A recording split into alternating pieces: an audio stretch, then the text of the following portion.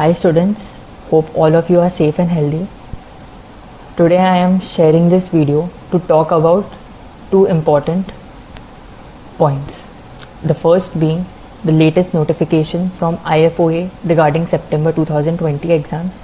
The second being how should the actual students go about their preparation for this attempt, be it with the number of papers, the papers which they should give, the combination of papers, or whether they should give the papers or not at all in September 2020 session. I shall stick to the facts as provided in the institute website and make all my suggestions accordingly. So as we all know, day before yesterday, IFOA had released a notification regarding September 2020 exams, wherein they have made all the exams available online. So even the paper A part of papers CM1, CM2, CS1 and CS2 shall be held online this term.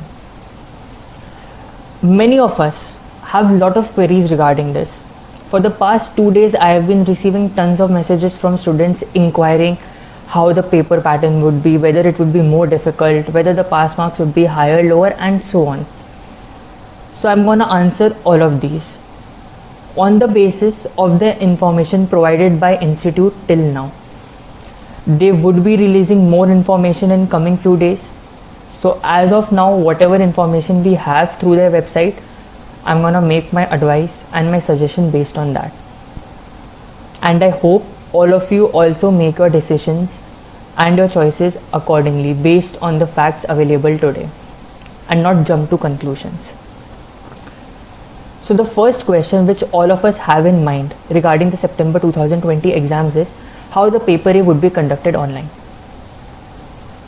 If we need to type everything on MS Word, will I have to type all the mathematical symbols, notations, derivations, or will the paper be MCQ based like SOA holds it, or can we write our answers and scan it and send it to the institute?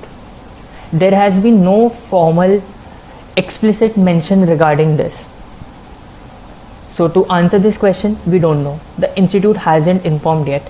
They have made it pretty clear that before the examination booking opens, that is on July 20, for CM1, CM2, CS1 and CS2, they shall come out with all final details. So we have to wait for the institute to come up with these final details, and then only we can make an informed decision. Second, will the paper be more tough? We don't know. We do not know the structure of the paper. Institute hasn't informed us, so we cannot comment whether the paper would be easier or difficult.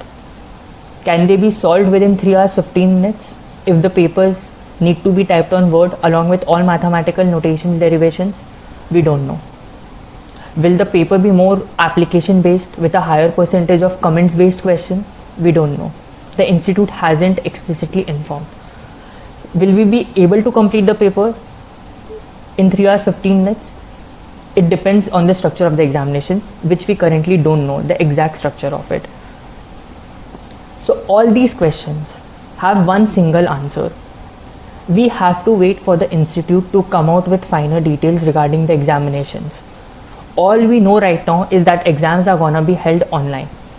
What are the system requirements for it, whether webcam is required or not, whether internet connection is required or not, can we refer to materials or resources while giving the examinations? We do not know anything as of now.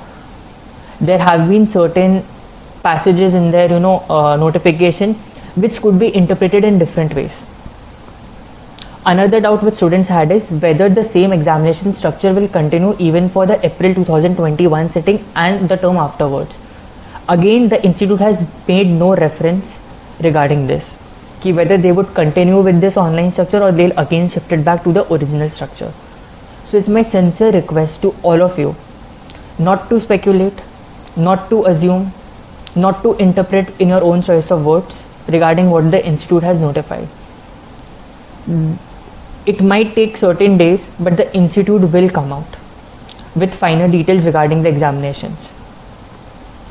Many of you are preparing from the last term onwards, around 9 months. Ones who have started in this term, they might be preparing for 3 to 4 months. Some of you who have attempted a paper in September 2019 sitting and couldn't clear it, you must have been studying for that paper for 15 to 18 months. It is a long time. your 9 to 15 months of preparation. You cannot decide that by watching a particular post on LinkedIn or Facebook or Instagram or a video which tells you कि exam दो या नहीं दो. भाई, we don't have the exact information right now. How can we decide right now? Why jump to conclusion? Let the institute come up with notification. Examination booking will open on 20th July. Then only we have to make the examination fees. Before that, we have time to take a call regarding whether we should appear for the planned papers or not, whether we should appear for any papers or not, and so on. My sincere request to all of you would be to wait for the institute to come out with finer details regarding the exams and then make a firm decision regarding how you should go ahead. Two things, two lines basically I would like to quote. First, little knowledge is dangerous. Second, hard work never goes waste. Maybe we could not appear for the planned papers in April attempt. Maybe we might not be able to sit in September attempt. That doesn't mean your efforts go to waste. Yes, we have definitely lost out 6 months, one term of it, but it has affected all the students equally. Given the current pandemic situation, it was not under our control. So please don't get demotivated. I know it is very difficult to study for a paper again for another term, the same thing. Many of us are even studying for 2 papers. It becomes difficult to manage. But don't get demotivated. ऐसा नहीं है कि भाई इतना uncertainty है पढ़ाई छोड़ देता एक्चुअलीज. कोर्स स्टार्ट क्योंगे, कोई पर्टिकुलर रीज़न से होगा. किसी को कंप्लीट कोर्स करना है, क्वालिफाइड एक्चुअरी बनना है, फेलो एक्चुअरी बनना है. किसी को अपने MBA के लिए कुछ पेपर्स क्लियर करने हैं, CV एनहांस करने के लिए. किसी को बस इंटरेस्ट है इसमें मैथ्स में तो उनको उसके लिए करना है. सबका अपना रीज़न है. क्योंकि एग्ज़ाम नहीं दे पा रहे उसका मतलब ये नहीं कि कोर्स छोड़ देंगे. सारे प्रोफेशनल एग्ज़ाम्स डिफ़र हुए हैं, हमारे भी हुए हैं. हमारे इनफैक्ट कुछ एग्ज़ाम्स हुए भी हेल्ड. 4 एग्ज़ाम्स सिर्फ नहीं हुए थे इस टर्म में. Although most of the students वही देते हैं. कोई बात नहीं, डीमोटिवेट मत हो, निराश मत हो. पढ़ते रहो, मेहनत वेस्ट नहीं जाएगी. It will never go waste. We might have missed a term, we might not be able to sit another term, but we will definitely have another term. पढ़ते रहो. एक पेपर के लिए पढ़ रहे थे, इस टर्म में एग्ज़ाम अगर नहीं दे पाओ 2 पेपर के लिए पढ़ो. बिल्कुल पढ़ सकते हो. 9 महीने हैं तुम्हारे पास अप्रैल 2021 अटेम्प्ट के लिए भी, अगर इस टर्म पेपर नहीं दे रहे हो तो. Coming to the next thing कि क्या पेपर्स देना चाहिए. I would strongly advise all of you to stick to the papers you had planned before IOFA came up with this notification. भूल जाओ ये चीज़ आया है. बोलना आसान है, इम्प्लीमेंट करना डिफ़िकल्ट है, मुझे मालूम है, बट कोई चॉइस नहीं है. पूरी इन्फॉर्मेशन अभी अवेलेबल नहीं है. कैसे हम डिसीजन ले ले कि ये पेपर नहीं देंगे, ये पेपर देंगे? कैसे डिसाइड कर ले? आज को डिसाइड करे. 1 हफ्ते बाद, 2 हफ्ते बाद इंस्टीट्यूट नया नोटिफिकेशन लेके आता है जो थोड़ा डिफरेंट हो पहले से. फिर से हमें अपना व्यूज़ बदलना होगा, फिर से हमें पलटी मारनी होंगी दूसरे पेपर पे. टाइम तो चला जाएगा ये वाला पूरा. ऐसे तो हम लोग टिकटॉक करते रहेंगे. कभी ये डिसाइड किया, नया नोटिफिकेशन आया, नया डिसाइड किया. Don't make a decision right now. Stick to whatever papers you are preparing. जो CS1 पर है CS1 पर हो, जो CM1 पर है CM1 पर हो, जो CV1 पर है CV1 पर हो. जो 2 पेपर दे रहे हैं, CS1 या CM1, CS1 या CS2, CM1 या CS2, या कोई भी पेपर हो, स्टिक टू इट. एक बार इंस्टीट्यूट को डिक्लेयर करने दो सारे नोटिफिकेशन. तब अगर तुम्हें लगे कि भाई ऑनलाइन में एग्ज़ाम देना डिफ़िकल्ट है, अच्छा ये डिफ़िकल्ट कब होगा?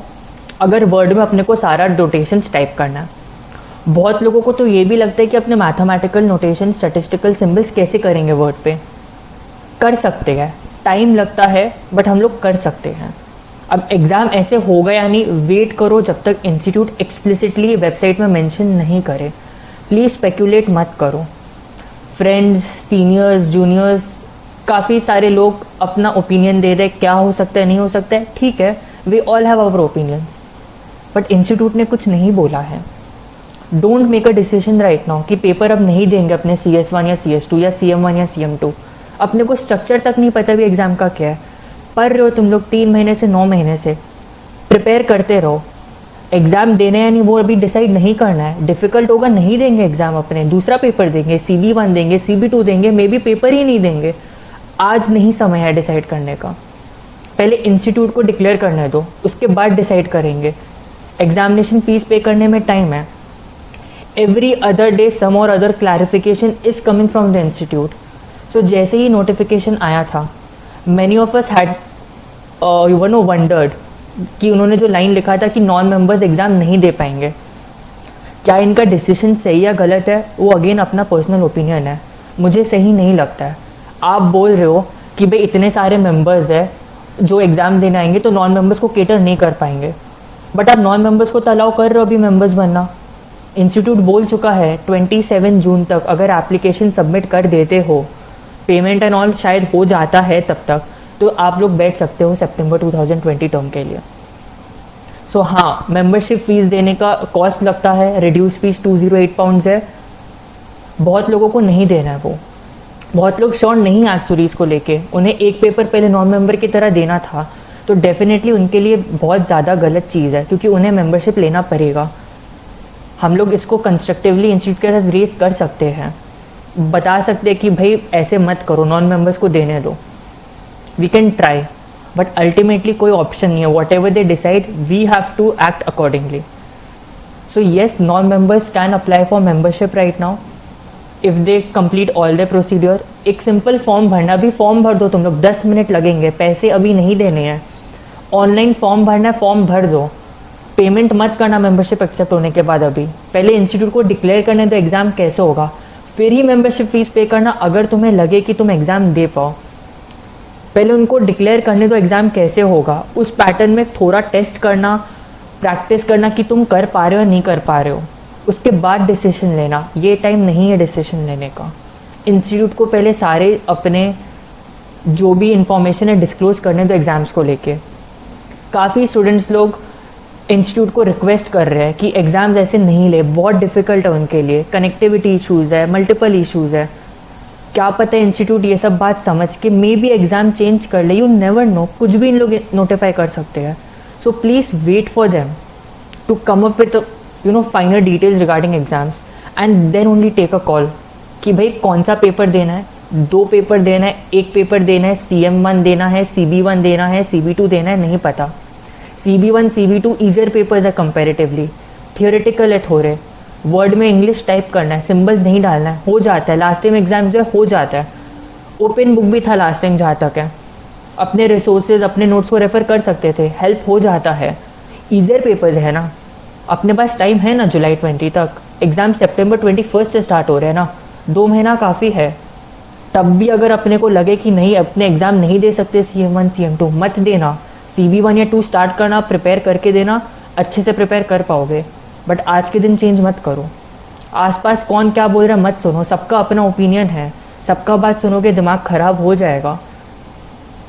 फ्रेंड्स कुछ और बोलेंगे, सीनियर्स कुछ और बोलेंगे, मैं कुछ और बोलूँगा, अपना ओपिनियन है। मैं ओपिनियन नहीं दे रहा हूँ, मैं फैक्ट स्टेट करो जो इंस्टीट्यूट ने बताया है, स्टिक टू दैट, खुद डिसीजन लो, बट पहले सारा इन्फॉर्मेशन आने दो। एक ही रिक्वेस्ट है तुम लोग से, please study the way you were for which ever papers you had plan previously, B it any combination. तुम्हें तुम्हारा पढ़ाई तुम्हें पता होगा, तुम जिससे पढ़ रहे होगे उनको पता रहेगा।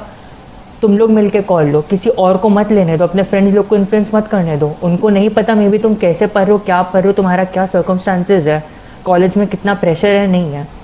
Please wait for institute to come up with final details and then only take a firm decision regarding it.